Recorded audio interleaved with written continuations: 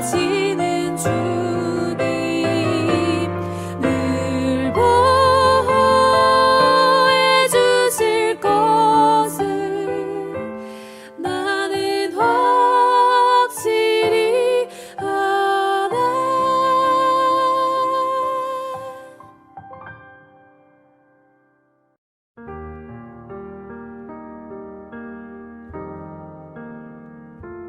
날마다 숨 쉬는 순간마다 내 앞에 어려운 일 보내 주님 앞에 이 몸을 맡길 때 슬픔 없네 두려움 없네 주님의 그 자비로운 손길 항상 좋은 것 주시도다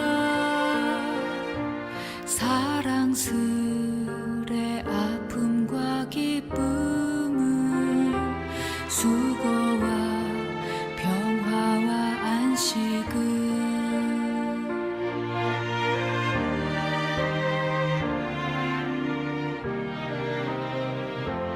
날마다 주님 내 곁에 계셔 자비로 날 감싸주시네 주님 앞에 이 몸을 맡길 때 힘주시네 위로함 주네 어린 나를 품에 안으시사 항상 평안함 주시도다 내가 살아 숨을 쉬는 동안 살피신다 약속하셨네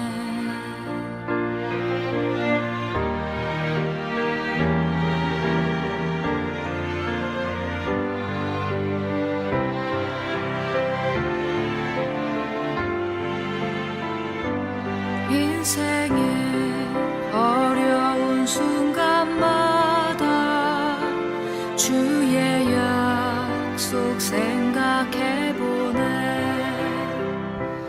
내 맘속에 믿음 잃지 않고 말씀 속에 위로를 얻네 주님의 도우심 바라보며 모든 어려움 이기도다 흘러가는 순간순간마다 주님 약속 새겨봅니다 주님 약속 새겨봅니다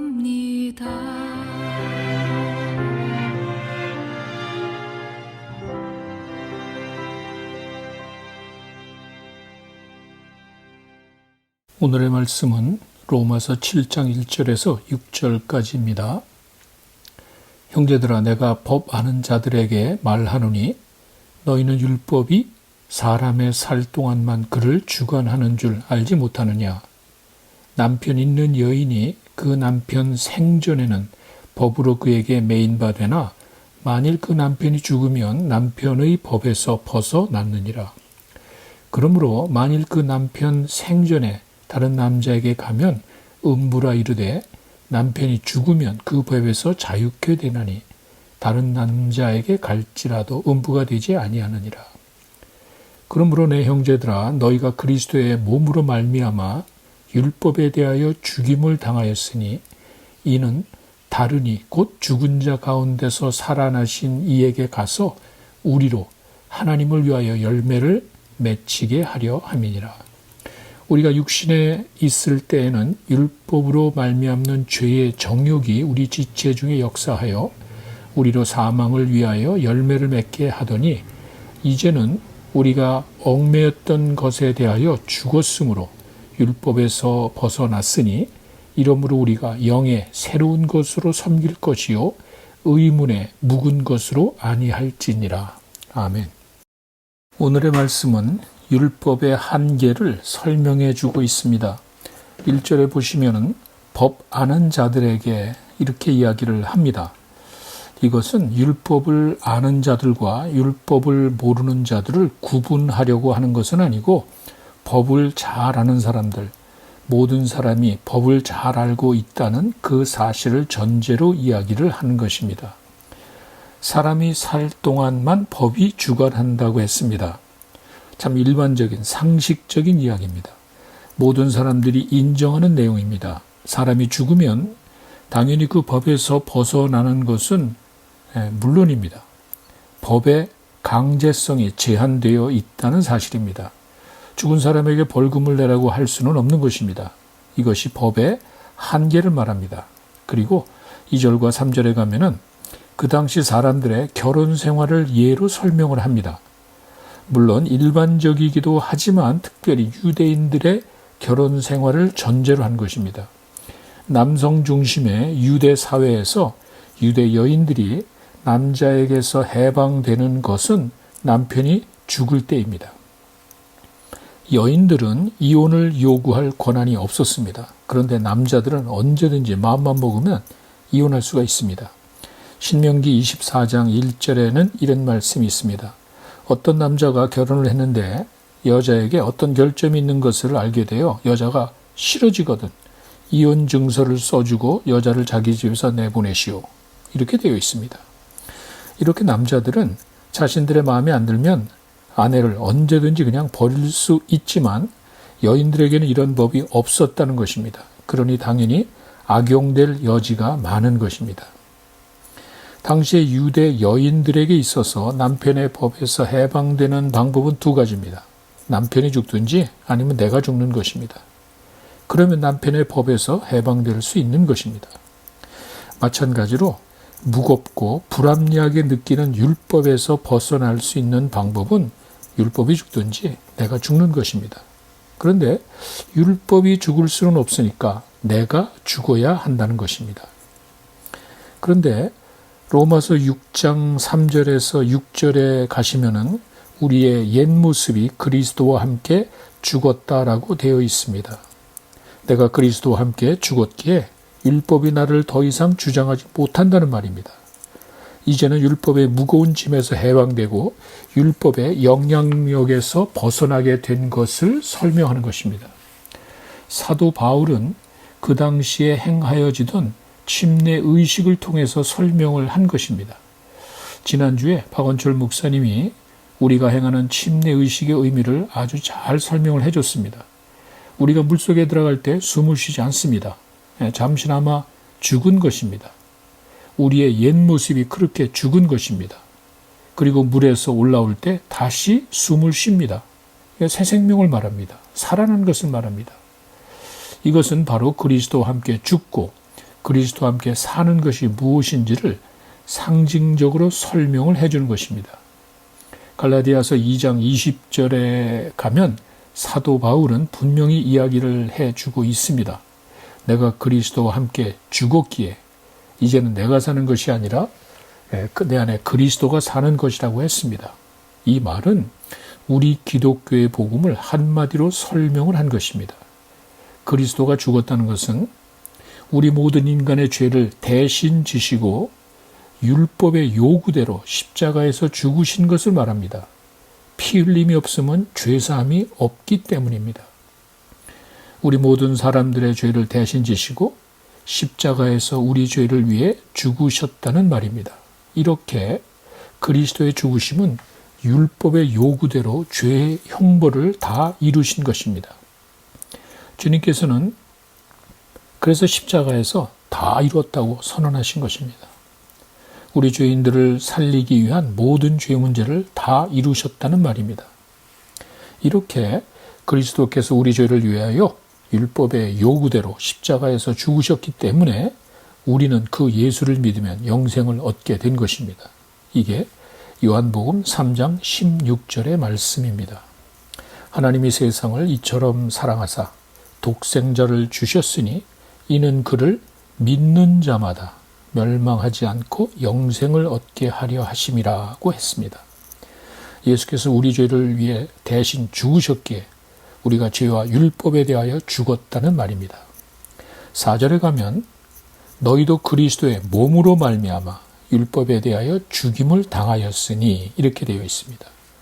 우리 믿는 자들이 율법에 대하여 죽었다는 사실을 이렇게 강조하고 있습니다. 그리스도께서 몸으로 실제적으로 우리 죄를 대신해 육체적인 고통을 당하시고 죽으셨기에 우리가 율법의 영향력에서 벗어나게 되었다는 말입니다. 할렐루야, 얼마나 감사한 일입니까? 6절에 가시면 얽매였던 것에서 죽었다는 말은 율법에서 벗어난 것을 말합니다. 우리가 그리스도와 함께 십자가에서 죽었기 때문에 그로 말미암아 우리는 율법에 대해서 죽은 것입니다. 우리가 죽은 것입니다. 율법에서 그리고 해방된 것입니다. 영의 새로운 것이라는 말은 이제는 그 율법이 아니고 율법의 조문이 아니고 우리 안에 계신 성령의 인도하심을 받게 된다는 말입니다. 이제는 우리가 율법에 얽매여 사는 것이 아니고 우리 안에 계신 성령의 인도하심에 따라 사는 것입니다. 믿지 않는 사람들도 양심이 있다고 합니다. 그런데 우리에게는 살아계신 하나님의 영이 함께 하십니다. 이렇게 우리가 율법에 대하여 죽었다는 말은 이제부터는 더 이상 율법에 얽매여 살지 말고 성령의 인도하심을 따라야 한다는 그 말입니다.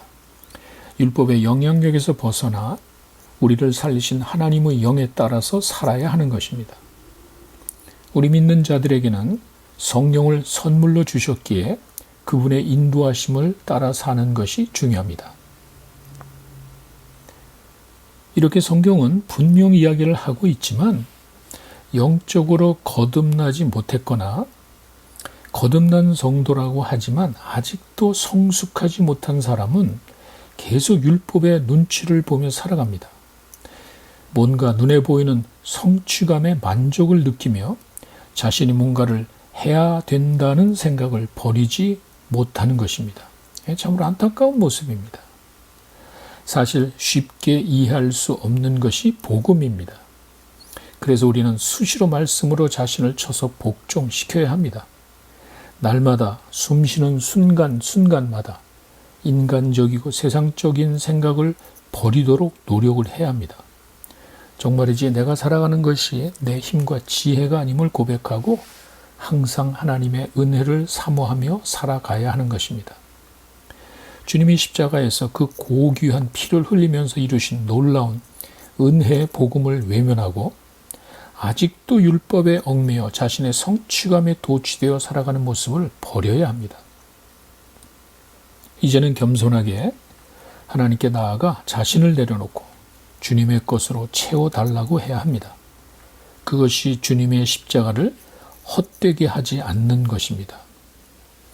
오늘의 말씀을 통해 깨닫게 되는 것은 율법이 아니고 성령의 인도하심에 따라 살아야 한다는 것입니다. 눈에 보이는 것을 의식하고 또 눈에 보이는 것에 만족하고 그로 인한 성취감을 얻으려는 생각을 버려야 합니다. 우리 안에 있는 성령의 실체를 인정해야 합니다. 그리고 그분의 인도하심을 따라 살아야 합니다. 율법이 영원한 것도 아니고 완벽한 것도 아닙니다. 율법의 목적은 우리를 거룩하신 하나님을 깨닫게 하고 그분께 나아가도록 인도하는 것입니다. 그래서 율법에는 한계가 있고 그 영향력은 제한된 것입니다. 그런데도 많은 사람들은 뭔가 자신이 성취를 해야 만족을 누리는 그런 생각을 버리지 못하고 있습니다. 율법의 영향력에서 벗어나 지금도 나를 주관하시는 성령의 인도하심을 깨닫고 날마다 숨쉬는 순간마다 하나님의 말씀과 성령 앞에서 자신을 살펴야 합니다.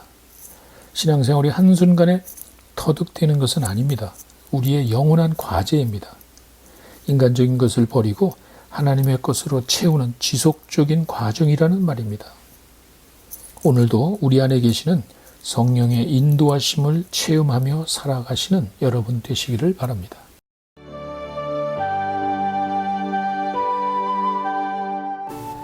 이제 우리 함께 기도하는 시간을 갖겠습니다. 먼저는 말씀을 기억하며 기도하시기 바랍니다. 말씀 앞에서 성령의 인도하심을 체험하며 살게 해달라고 기도하시고, 정말 말씀대로 살아가고 있는지 아니면 내가 인간적인 생각으로 살아가고 있는지 조용히 하나님 앞에서 자신을 살펴보시기 바랍니다.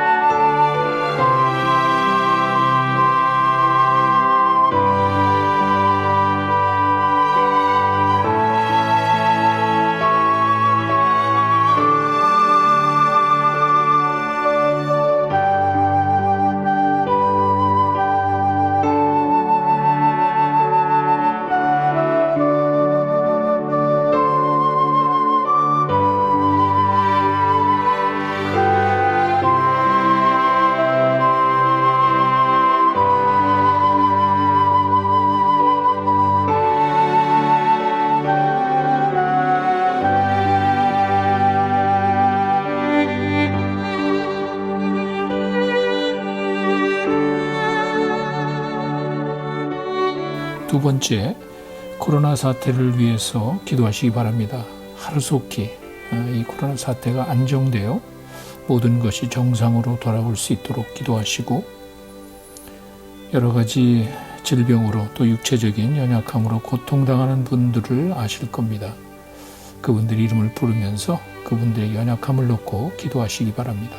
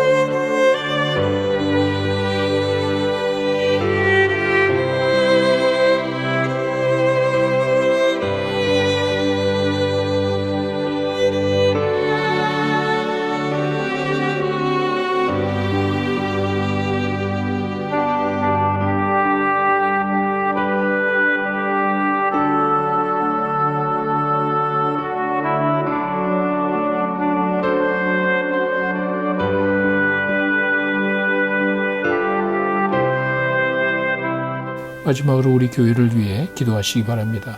우리 교회가 하나가 될 수 있도록, 사탄이 틈타지 못하도록 기도하시고, 온라인 사역이 활발하게 이루어지고 있는데 특별히 목장 사역과 새가족 사역, 그리고 삶 시리즈 등 여러 가지 온라인 사역이 잘 정착될 수 있도록 기도하시기 바랍니다.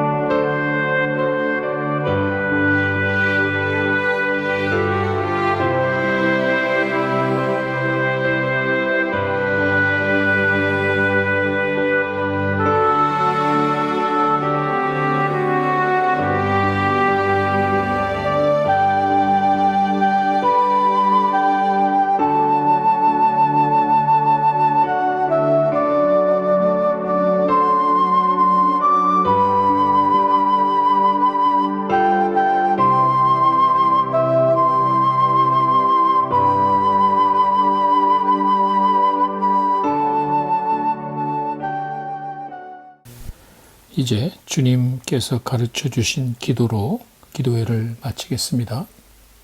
하늘에 계신 우리 아버지, 이름이 거룩히 여김을 받으시오며 나라의 마옵시며 뜻이 하늘에서 이루어진 것 같이 땅에서도 이루어지이다.